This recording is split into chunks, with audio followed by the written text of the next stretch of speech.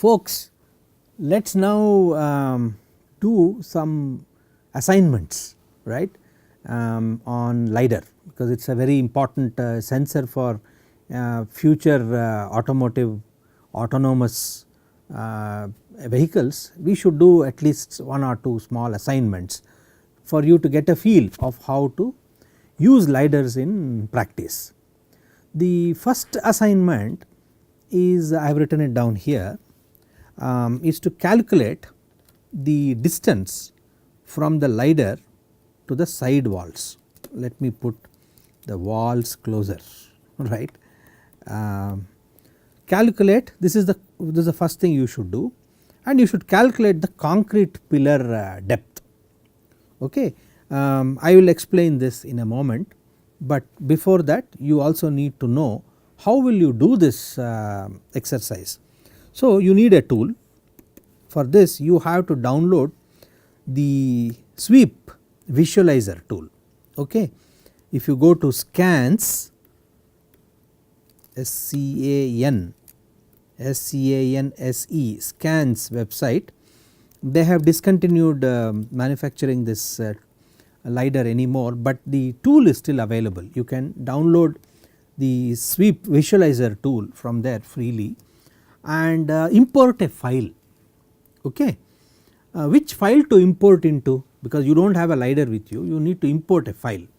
The source file I will provide you on a link. Okay. In that, from that link you can download the file. You first download the sweep visualizer, install it on your computer, laptop, whatever, and then go to this link where I will provide you the source file, and from that you just get that read the source file into this sweep visualizer. You will get back the environment that we are currently doing. Okay. So what is the current environment in which we are? This is a recording studio. Okay, this is a soundproof studio. There is a wall on my left side, there is a wall and a door on my right side, there is a wall ahead of me, and there is a screen, color screen behind me. Okay. All these are there. Let us take this recording studio itself as a nice environment where you want to make these measurements. Alright. So now let us let me show you the lidar's view of this room. Okay, whatever it is seeing, the obstacles that are there, and the walls on one side, the table on which we are using this computer display system, and the other wall, right, both the walls, the obstacles, and all of that. This is something that we have already done in the previous when I was trying to explain lidar, but I will show you this all over again, and in this new visualizer tool, because that is what will give you a feel of what you can do even without a expensive system like a lidar. So let us turn our attention to the screen here. Okay. Nitesh Nayak and Sanmay Patel have set up this little screen, and let us go into the details of this screen. I will request Nitesh Nayak to first show one side of the wall. Okay. So you can see that he is moving the cursor on a straight line. This is one side of what the lidar is seeing. This is a wall, super wall there. Okay. Let us now get the other side of the wall. Okay. This is the other side of the wall, but you see there is a nice extension or a protrusion for these lidar points, right. You will have to figure out what those protrusion points are and why is it protruded front. Clearly you will have to understand that, we will come to that in a moment. Now just in front of the lidar there are a set of very densely populated points, and that indeed is the table on which we have placed this computer. So this is really a nice close obstruction. Behind is another obstruction. Okay. There is another obstruction exactly similar to what you saw in the previous recording that we showed you, right. So, now what we will do is we will put the cursor on the wall on the left side and get no, maybe we should do the other way, that would be difficult. So, let us take the wall, yeah, put it on this side and let us ask our camera systems to show the wall. Okay. See, the camera has zoomed on to the wall and now you know what that protrusion is. Okay. The protrusion indeed is the pillar, it is a pillar, concrete pillar, and my problem statement is what is the width of this pillar. This picture is actually capturing everything that you need for completing this exercise. Okay. Let us go back and look at the camera's view, and you can see that it is showing you the pillar and the corresponding visualizer points. It is showing you the wall, it is showing you the front obstruction densely populated lidar points in the front and a chair which is just behind on the other side on which there is the other obstruction. We should now know from picture itself we can say that the lidar to this table where I would like to show my hand, this table is pretty close compared to the chair, right.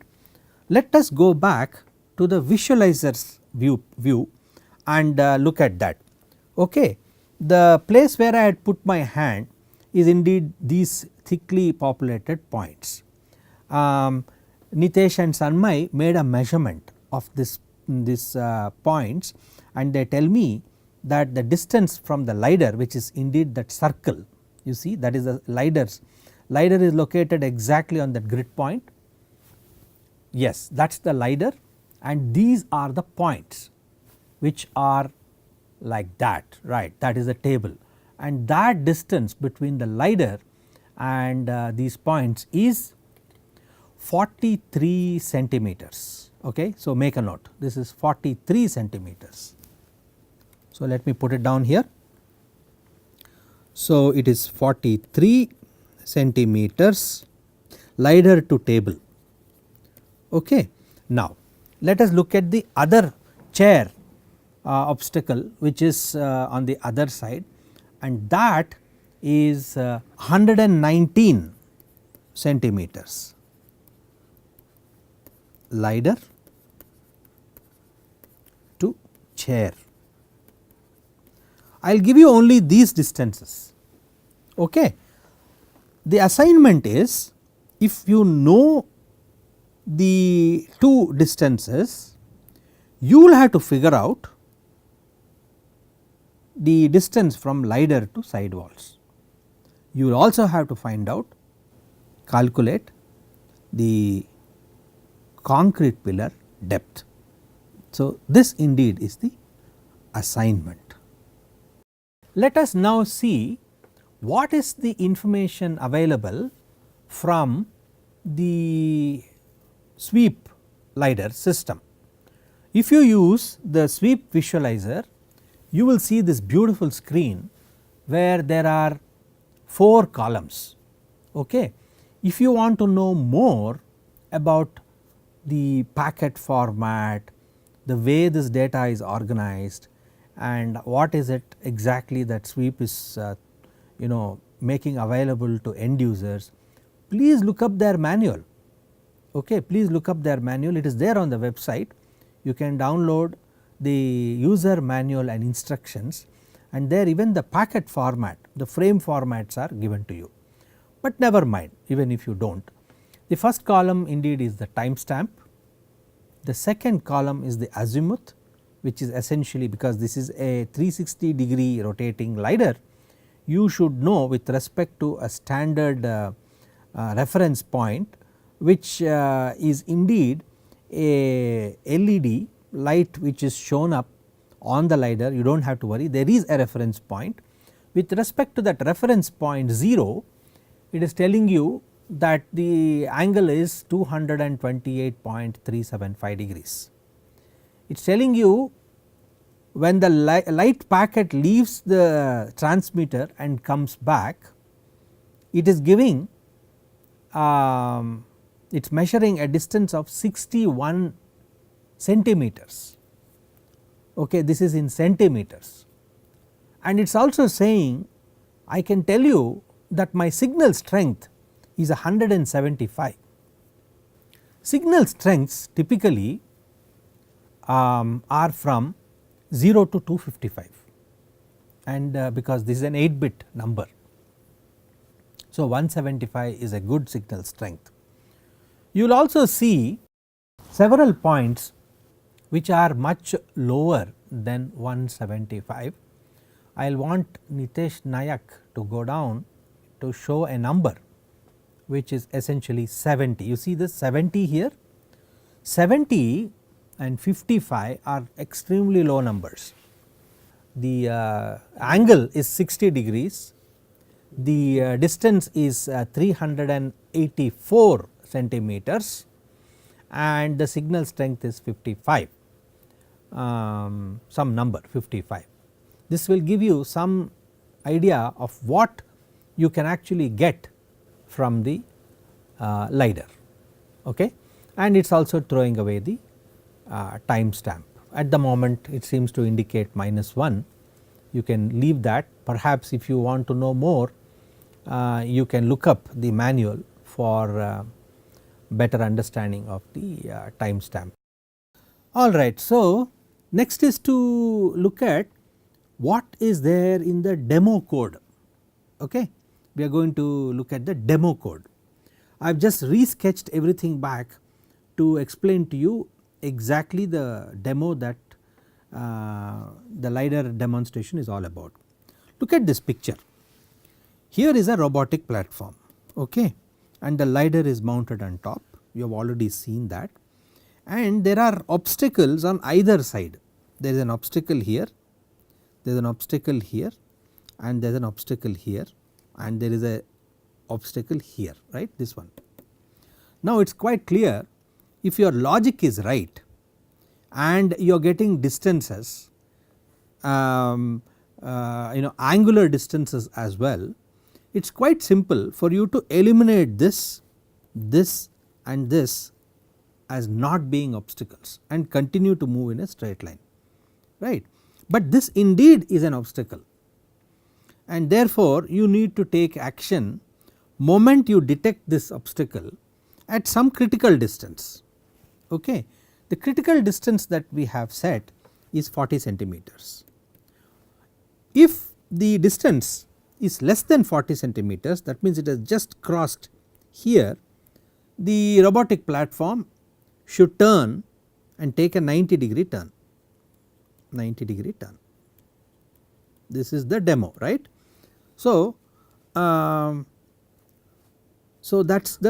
is the basic requirement, and and a very simple demo indeed. So what does it mean? If you have to take a right turn, you have to instruct the robotic platform, give thrust to the wheels, motors which are coupled to the wheels, such that it turns to the right, is not it. So that part has to also be seen in the source code. Just to move on, before we move on to the actual code, I just expanded all that you would see on the robotic platform. There is a Lidar, there is a power bank, there is a Raspberry Pi running Ubuntu, and on that is running this middleware called ROS, which is the robot operating system, and there is a lot of Python code with which you interface, run code in Python when you talk to ROS, okay. So let us look at the demo, the source code essentially. So you have to initialize Python to ROS, then you have to do a few more things. We will run through these little blocks, and by looking at the source code in parallel. So let us turn our attention to the source code. Python to ROS, let us see where that is. It is exactly the place where the cursor is pointing. You could perhaps highlight to show all that is being done for Python to ROS. Essentially this is nothing but a Python client library for ROS. Let us now turn our attention to see how it takes value from the lidar. This is the next step. So, you can see this is step 2, step 1 is done, step 1 is done. Second step is take value from lidar, publish to lidar and initialize a variable called length. Okay. So, let us see where all of that is there in the source code. So, come back to the source code, you will see that the value from lidar is out there, right. Then publish to Kubuki is also part of those parts, that part of the code, and that length variable I mentioned is also out there. Okay. So, there is this length variable which we are initializing. Okay. So, this is the other the part of the code. Now, here the algorithm is pretty straightforward. You start the robotic platform and continuously estimate the limit variable. You continuously estimate the limit variable and then you find out whether this limit variable is greater than this 0.4 meters. Okay. If it continues to be greater than limit, I will write it here, limit, if it is greater than 0.4 meters or 40 centimeters, you have nothing to worry. Keep moving in the straight line, keep moving in the straight on a straight line and proceed till you hit a point where soon you realize that limit indeed is less than, this variable limit is indeed less than 0.4 and there exactly you take a right turn. All of that is here. You have to do some initializations to check if sweep is switched on and the lidar is connected to the ROS. You start the platform, you find out whether there is an obstacle and use this limit variable to essentially make a distance, to make a decision on turning the robotic platform. So, all of that is shown in this source code here. You can see all of that.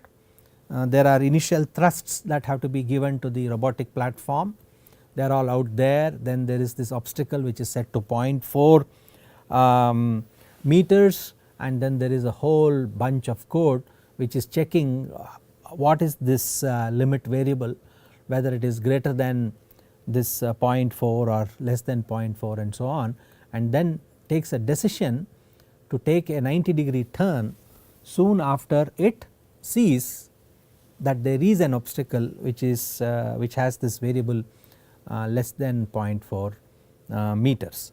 So, you can see that is that else condition, right, and then gives a gives a thrust to the motors such that there is a 90-degree turn.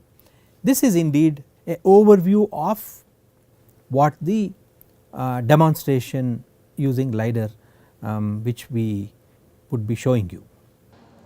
Okay, so let us see this demonstration of our lidar on our autonomous system. This is our autonomous platform and that is our lidar.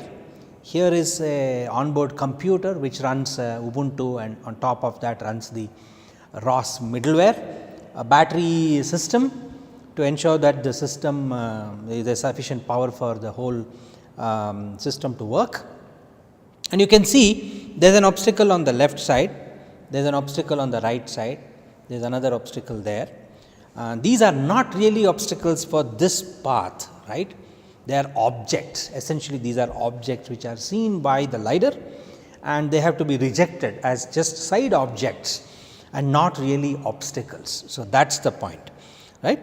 I keep calling it obstacle, but not obstacle because the lidar's view is 360 degree. You have to ensure that what is not in the path of the lidar is